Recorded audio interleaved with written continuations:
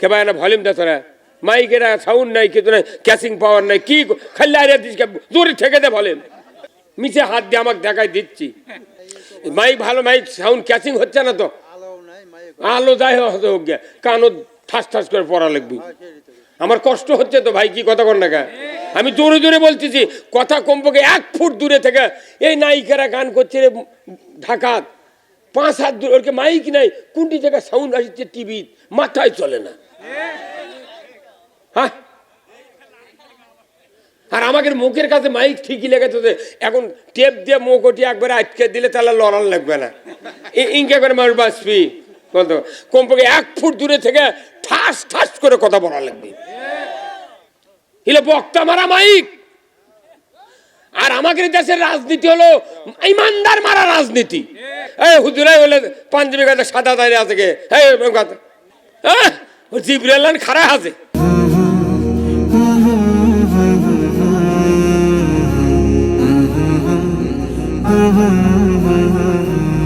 কাউকে দিয়ে প্রকাশ পায় কাকে দিয়ে প্রকাশ পায় 1 নম্বর হলো মিনাল জিন্নাতে ওয়ান নাস জিনের ভেতর দিয়ে প্রকাশ পায় মানুষের ভেতর থেকে প্রকাশ পায় যারা যারা আল্লাহ বিরোধী রসুল বিরোধী ইসলাম বিরোধী কোরআন বিরোধী নবী বিরোধী আখিরাত বিরোধী এই লোকগুলি ওই শয়তানের প্রতিনিধি এই ভাই আপনি কথা কন না কে কথা কন ঠিক কিনা এরা সব শয়তানের প্রতিনিধি যারাই অকাম কুকাম মানুষকে করায় নিজে করে এরা একবারে ফাইনাল কথা এরা শয়তানের প্রতিনিধি আর যারা আল্লাহর হুকুম মানে রসুলের তরিকা মানে আল্লাহর আনুগত্য করে এবং আনুগত্যের দিকে ডাকে এরা হলো আল্লাহর এবং রসুলের প্রতিনিধি আপনারা কার প্রতিনিধিত্ব করবেন বলেন কারা কারা হাত তুলে দেখান কারা কারা নামান হাত কারো কারো হাত লম্বা হয়নি খাটো হয়ে আছে তাহলে বোঝা যায় 50-50 কি কথা কন দেখা হা আল্লাহ তাআলা বলছেন যে আমি খলিফা বানাতে চাই জোরে কোন সুবহানাল্লাহ কাদেরকে বললেন ফেরেশতাদেরকে আল্লাহ নিজে ফেরেশতাকে বললেন আমি প্রতিনিধি বানাতে চাই তোমাদের মতামত কি এটা আরবি দিয়ে আল্লাহ আলমে আরয় নয় সেই ফেরেশতাদেরকে ডাক দেয়া পৃথিবীতে একজন মানুষ বানায়নি আদম আলাইহিস সালামের সৃষ্টির আগে আল্লাহ ফেরেশতাকে ডাক দিয়ে বললেন ওয়াইজি ক্বালা রাব্বুকা লিল মালাইকাতি ইন্নী জাইলুন ফিল আরদি খলিফা যে আমার ফেরেশতা মণ্ডলী আমি তোমাদের সামনে একটা কথা উত্থাপন করব কথাটা কি ফেরেশতা বলেন আল্লাহ তখন বললেন যে আমি পৃথিবীর জমিনে আমার প্রতিনিধি সৃষ্টি করতে চাই তোমাদের মতামত কি তখন ফেরেশতারা বলল আল্লাহ আমরাই তো যথেষ্ট আপনি রুকুত যদি থাকতে বলেন আমি রুকুতে থাকবো কিয়ামত যতদিন না হবে রুকুত আছি কথা কন ইসরাফিল বললেন আমি তো সিংহায় ফুৎকার নিয়ে খাড়া হয়ে আছি কবে কত কোটি বছর পর আপনি নুফিখা ফিসসুর সিংহায় ফুৎকার দিতে বলবেন আপনি কখন সবুজ বাতি জ্বালাবেন তখনই আমি ফোঁ দেব এর মধ্যে আমার কিচ্ছু করার নেই আমি তো আপনার কিছু বলতেছি না এত অভিডেন্ট এত বাধ্যগত মখলুকাত আমরা ফেরেশতা অথচ আমাদের বাদ দেয়া কাক সৃষ্টি করবেন এই জাতিগুলো পৃথিবীতে গিয়া অশান্তি সৃষ্টি করবে পুরো অশান্তি মারামারি রক্তপাত জানা ব্যভিচার চুরি চামারি এরা নামাজ পড়বে না কালিমা পড়বে না এরা সুদে করে টাকা লাগাবি চুরি করবি জানা করবি মিথ্যা বলবে মানুষের শান্তি উঠায় দিবে এরা পৃথিবীতে বিরাট ত্রাস সৃষ্টি করবে এই কথাগুলি এক কথার মধ্যে দিয়ে ফেরেশতা প্রকাশ করলেন ও আমার আল্লাহ এই পৃথিবীতে প্রতিনিধি বানাবেন এরা পৃথিবীতে গিয়া ইউফসিদু ফিহা কি হুজুর ইউফসিদু ফিহা মানে কি অনেকগুলি ফাসাদ করবে তারই ভেতর আমি যে কথাগুলি বললাম সব নিহিত আছে কতক্ষণ কবুলের মধ্যে কোন স্যান্ডেলের দল আছে মেক্সি আছে, ভাত কাপড় আছে, ভরণ পোষণ আছে, সিজারের টাকা আছে ওই কবুলের মধ্যে।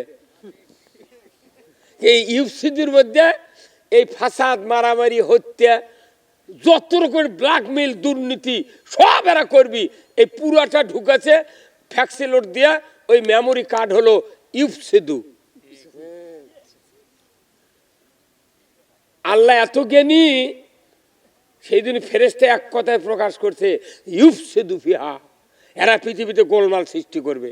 কি কি করবে এখন আপনি বুঝালেন আমরা কি কি করিচ্ছি। আল্লাহ যখন আমাদেরকে বানানোর সিদ্ধান্ত নিলেন তখন আল্লাহ আমাদের পক্ষে আর ফেরেশতা ছিল বিপক্ষে। কতক্ষণ ফেরেশতা কি ছিল? বিপক্ষে। আর আল্লাহ দুনিয়ায় আছে, আমরা আল্লাহর বিরুদ্ধে গেছি।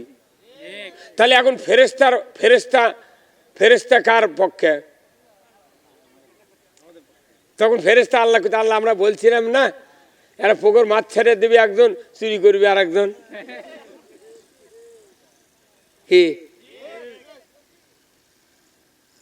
তাহলে দুনিয়াতে এসে তখন আমরা এই ফাসাদ গুলা সৃষ্টি করতেছি, এই ফাসাদ বন্ধ করার কি কি আমল আছে এটা কোরআনে কি আছে না নাই? জোরে বলুন, আছে না নাই?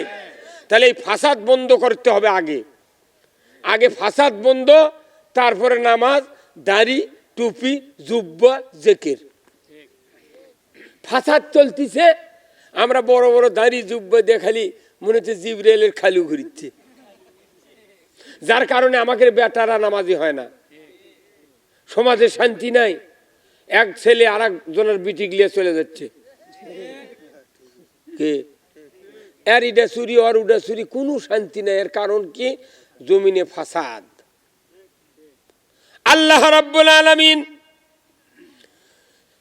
ফেরেশতার জবানে যখন শুনলেন ইউফসিদু ফিহা, আল্লাহ রাব্বুল আলামিন এত রাগ করলেন, আমার ফেরেশতা আমি তোমাদের কাছে পরামর্শ চাই নাই, শুধু একটা প্রস্তাব পাঠ করেছি। আমি আমার সিদ্ধান্তে অটল থাকব, তোমাদের কোনো মাথা মারা আমি শুনবো না। আমি কাউরো মাথা মারা শুনবো না। আমি অনিলল, আমি যা বলবো, যা করব, কেউ বাধা দিলে আমি শুনবো না। আল্লাহু আকবার। আল্লাহ ফেরেশতাগুলিকে ধমক দিলেন। আল্লাহ বললেন, ইন্নী আ'লামু মা লা তা'লামুন, আমি আল্লাহ যা জানি তোমরা তা জানো না। আল্লাহর এই কথা বলা কি ঠিক হয়নি? বলেন, আল্লাহ যা জানেন, আমরা পৃথিবীর যত মখলুকাত আছি জ্ঞানবান, কেউ তা জানি না, আল্লাহই ভালো জানে। তাহলে আল্লাহ সবকিছু বুঝাই তো কোরআন নাযিল করছে। তাহলে আপনি কোরআন না মানে অন্য কিছু মানিচ্ছেন, তাহলে বোঝা যাচ্ছে আপনার বুঝ এক, আল্লাহর বুঝ আর একটা। আপনি যেটা বুঝেছেন তারই কাছে যে আপনি বেহেশতে যাবেন, গুনাহ মাফ চাবেন, তা কি করবেন আমার অসুখ ভালো কর, কথা কর না? কিন্তু আমাদের বুঝতে হবে আল্লাহর উপর দিয়ে কেউ নাই। আল্লাহ বলছেন, বান্দা আমি তোমাদেরকে প্রতিনিধি বানাবো পৃথিবীতে, আমার পক্ষের কাজগুলো তোমাদেরকে দিয়ে পৃথিবীতে আমি কায়েম করব। আল্লাহু আকবার। আমরা কার প্রতিনিধি? আল্লাহর। এখন এই প্রতিনিধি যদি কেউ হই, তার মানে কি জিনার প্রতিনিধি হব, তিনারই কথা আমাকে মানতে হবে। আপনার এখানে পীর সাহেব মাঝে মধ্যে আসে জানেন, কিছু কিছু জায়গায় পীর, এই আলপুনে দরবার নেই, কাদরিয়া, চিশতিয়া, নকশবন্দি বিভিন্ন পীরেরা আছে। যদি কোনো তরিকার পীর যদি বুড়ো হয়, মরার আগ দিয়া বুঝতে পারে, বলে তখন বলে যে তাহলে আমি মরার যাওয়ার পর আমার এই তরিকা কে চালাবি? তখন মুরিদকের মধ্যে থেকে যায় বেশ একটু আমলধারী, তাকে কয়, বাবা তোমাকে আমি খেলাফত দিলাম, আমি আমার অবর্তমানে আমার এই কাদরিয়া চিশতিয়া তরিকার এই সবকগুলা মানুষের সামনে প্রচার করবে, তাহলে আমার এই তরিকা কি থাকবে? জারি থাকবে। তাহলে একজন পীর যদি একজন মানুষকে খিলাফত দিতে পারে, আল্লাহ এই পৃথিবীতে 1 লক্ষ মতান্তরে 2,24,000 পয়গাম্বর পাঠালেন। প্রত্যেক নবী রসুল আল্লাহর ডাইরেক্ট সিলেকশনকৃত প্রতিনিধি। তৈরি করেন আল্লাহু আকবার। নবী রসুল হলেন খলিফাতুল্লাহ। আল্লাহু আকবার। নবী রসুল কি? খলিফাতুল্লাহ। কার খলিফা? আল্লাহর খলিফা। আর আমরা হলাম খলিফাতুল আম্বিয়া, আমরা নবীদের প্রতিনিধি। তাহলে খলিফা আল্লাহ তাআলা পৃথিবীতে বানালেন, প্রতিনিধি বানালেন। তাহলে আপনি যদি একটা যাকে মনে করেন এই লোকটা ভালো, পীর সাহেব মনে করলো, তাহলে একটা খেলাফত দেয় না? আল্লাহ পৃথিবীতে নবী রসুলকে খলিফা হিসেবে পাঠালেন। 40 বছর বয়স হলে তাকে আবার খেলাফত দিয়েছে। কতক্ষণ? নবীদের খেলাফত কয় বছর বয়সে? 40 বছর বয়সে। এখন আপনার কোন চিন্তা করেছেন কি যে নবী তাহলে এই নবী রসুলদেরকে খেলাফত দিয়েছে কি দিয়া? যখন যে নবীর কাছে যে সহিফা, যে কিতাব আসমানি এসেছে, ওই কিতাবের কথা দিয়া ওই নবীদেরকে খেলাফত দিয়েছে। যখন সুবহানাল্লাহ। আমার আপনার নবীকে আল্লাহ তাআলা অবশ্যই খেলাফত দিয়েছে কোরআন দিয়ে। জোরে বলুন ঠিক কিনা? জোরে বলুন ঠিক কিনা? সেই খেলাফত দিল কোন আয়াত দিয়ে? নবী প্রেরণের উদ্দেশ্য কি? খেলাফত পাওয়ার পর নবী কি করবেন, এই বক্তব্যটা আল্লাহ তাআলা কোরআনে দিয়েছেন আজ থেকে 1,500 বছর আগে। এই খেলাফতের কথা আমরা সব ভুলে গিয়েছি। আল্লাহ রাব্বুল আলামিন কোরআনুল কারিমে বলেছেন, হুয়াল্লাযী আরসালা রাসূলাহু বিল হুদা ওয়া দীনিল হক লিইউযহিরাহু আলাদ-দীনি কুল্লিহি ওয়ালাউ কারিহাল মুশরিকুন। আবার আল্লাহ বলছেন, তিনি সেই সত্তা যিনি তার রসুলকে প্রেরণ করেছি সত্য হেদায়েত দিয়া, দিন দিয়া, জীবন ব্যবস্থা দিয়া। আপনি পৃথিবীর জমিনে গিয়া আমার দেওয়া জীবন ব্যবস্থা কায়েম করবেন। আর মানুষের তৈরি করা নিয়ম কানুন, আইন কানুন, মতবাদ, কৃষ্টি, কালচার, তাহাজিব, তামুদ্দুন, যত শিরক বেদাত, মানুষের অনুকরণীয় কাজ পৃথিবীর জমিনে কায়েম আছে, এইগুলিকে উৎখাত করে দেয়া একমাত্র আমার দেওয়া জীবন ব্যবস্থা কায়েম করবেন। এতে করে কাফির মুশরিক বেদিনের কলিজায় যত জ্বালা যন্ত্রণা হোক না কেন, আপনি রসুল কোনোই পরোয়া করবেন না। কার কথা? আল্লাহ নবীর দায়িত্ব দিয়েছে যে পৃথিবীর জমিনে আমার আইন বিজয় করতে হবে। আমরা পৃথিবীতে আল্লাহর প্রতিনিধি হয়ে আসলাম, আসে আমরা রেজেক খাচ্ছি। কার? কে ভাই না ভলিউম দে, তোরা মাইকের সাউন্ড নাই, কিন্তু নাই ক্যাচিং পাওয়ার নাই, কি খাল্লা আরে দিস জোরে ঠেকে দে ভলিউম। মিছে হাত দিয়ে আমাকে দেখাই দিচ্ছি মাইক ভালো, মাইক সাউন্ড ক্যাচিং হচ্ছে না তো, আলো যাই হোক গে, কানও ঠাস ঠাস করে পড়া লাগবে। আমার কষ্ট হচ্ছে তো ভাই, কি কথা কর না? আমি জোরে জোরে বলতেছি, কথা কমপক্ষে 1 ফুট দূরে থেকে এই নায়িকারা গান করছে রে ঢাকাত, 5 হাত দূরে, ওরকে মাইক নাই, কোনটি থেকে সাউন্ড আসছে টিভি, মাথায় চলে না। হ্যাঁ, আর আমাদের মুখের কাছে মাইক ঠিকই লেগেছে, এখন টেপ দিয়ে মুখটি একবারে আটকে দিলে তাহলে লড়ান লাগবে না, ইনকে করে মানুষ বাঁচবি। কমপক্ষে 1 ফুট দূরে থেকে ঠাস ঠাস করে কথা বলা লাগবে। এলে বক্তা মারা মাইক। আর আমাদের দেশের রাজনীতি হলো ইমানদার মারা রাজনীতি। এটা হলো বক্তা মারা মাইক, আর এটা হলো রাজনীতি যেটা চলছে, এটা ইমান মারা রাজনীতি। এই হুজুরাই বলে পাঞ্জাবি গাছে সাদা দাঁড়িয়ে আছে গে, জিব্রাইল খাড়া আছে।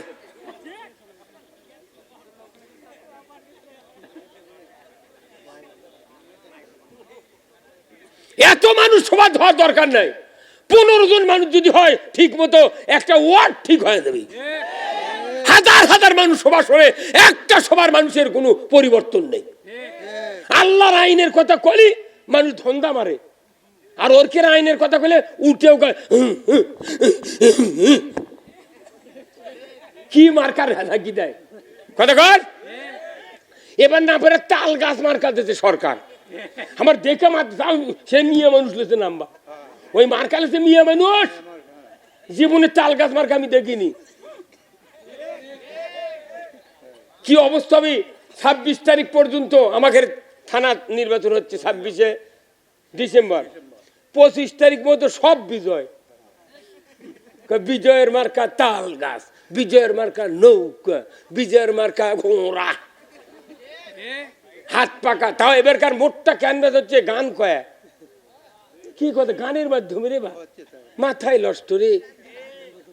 হ্যাঁ,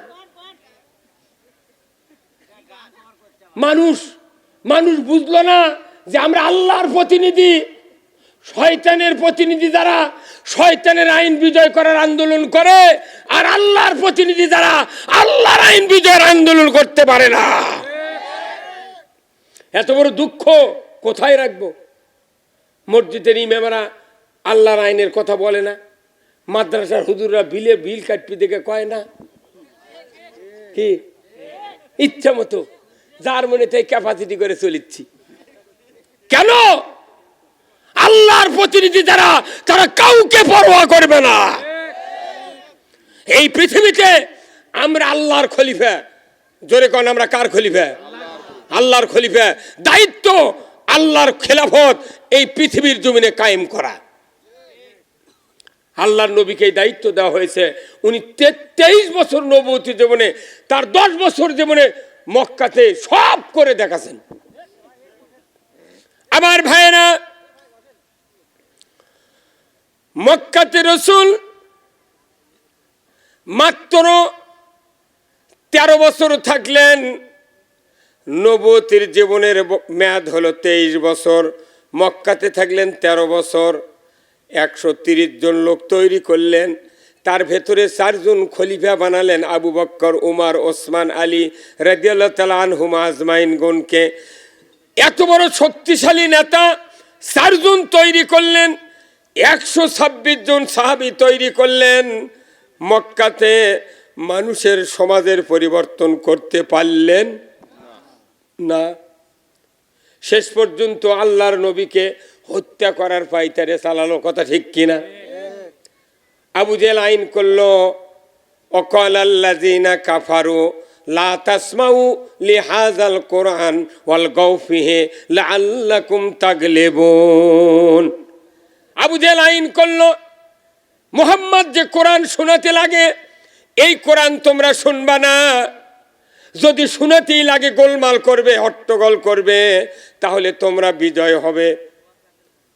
আমার ভাইয়েরা, শেষ পর্যন্ত রসুলের মক্কার জীবনটা এমন টেনশন যুক্ত শুরু হয়ে গেল। মক্কাতে বসবাস করা কঠিন, আর শান্তি নাই। কারণ নামাজ আছে আমাদের সাথে, রোজা আমাদের সাথে থাকবে না, তাকওয়া থাকবে না, দাড়ি থাকবে না, টুপি থাকবে না, কলেমা থাকবে না।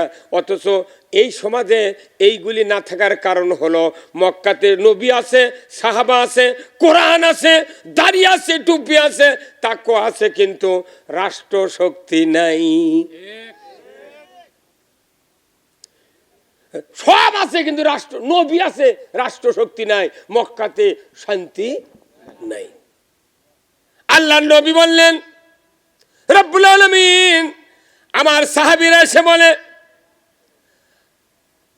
আল্লাহর রাসূল একদিন কাবা ঘরের ছায়ার ভিতরে কম্বল বগলের নিচে দিয়ে একটু আরাম ফরমাচ্ছেন। আল্লাহর রাসূলের একজন সাহাবী হযরতে খাব্বাব রাদিয়াল্লাহু তাআলা আনহু এসে বললেন, ইয়া রাসূলুল্লাহ, ইয়া হাবিবাল্লাহ, আপনি কি আমাদের জন্য দোয়া করবেন না?